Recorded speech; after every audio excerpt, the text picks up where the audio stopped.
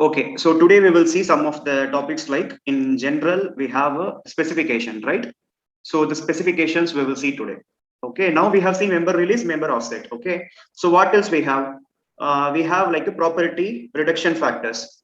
So property reduction factors and everything by default, it will be one. Okay, and if you want like for analysis purpose, see this is mainly for analysis purpose and not for design purpose. See we have one cross section, right? Thus that cross section, it is like one time.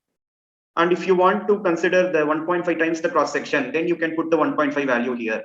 Or if you want to analysis for 0.6 times the cross section, 0.75 times the cross section, you can put the values here. Accordingly, we will get the analysis. Now by default, everything it will be one. Okay. And if you have any like a reduction factor in moment of inertia and everything, you can put here. This you can refer the code books also.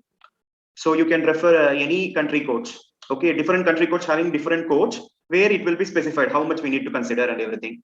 Maybe some code books they will be telling moment of inertia it will be by it will be like 0.6 like that.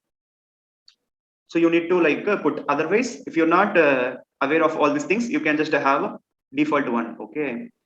And Okay. we have cable. So cable is something that we also discussed before, na, like PT slab.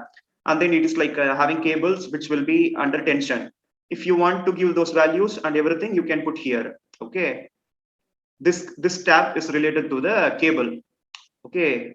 If you have a member cables here, then you need to go to cable and the member specification and you need to give the values. Okay. And truss. So truss in the sense we don't have any other options inside. Only you need to add. Okay, member trust, which means like if you have some trust member, you need to assign member trust to the trust member. Okay, so for example, I will select this and then I'm just telling member trust. Okay, then it became trust member, only that.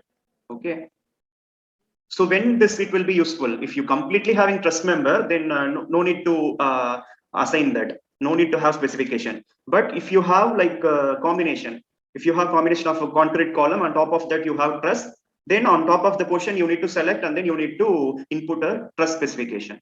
Okay, got it? I got it. Okay, and we also have compression, tension. So these things you can able to have. Okay, compression member, a tension member, or inactive member. For example, I'm just going to have inactive. For this tabs now we don't have any option. Only you need to add it.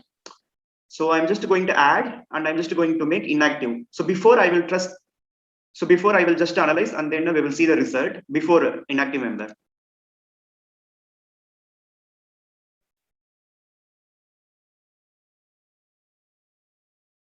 Okay. See, can you able to see? Because we have assigned the member specification as trust member for this. So that's why trust member will be having like aligned loads. Na? Here we have a uniform distributed load. So that's why we are not getting the results at all. See, for trust member, this is the result.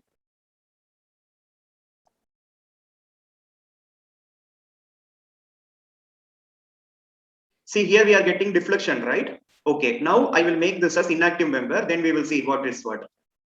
I'm just going for general and then a specification, inactive member, select this one, and then I'm just going for assign to selected date. Now it became inactive member. Okay, but it won't display here. Only after the result we will get to know. Okay, Okay. analyze, run analysis, save, go to post-processing mode. See, now we are not getting deflection at all because it is inactive. When inactive member, it can't able to withstand load. So it is not showing the deflection or bending moment diagrams.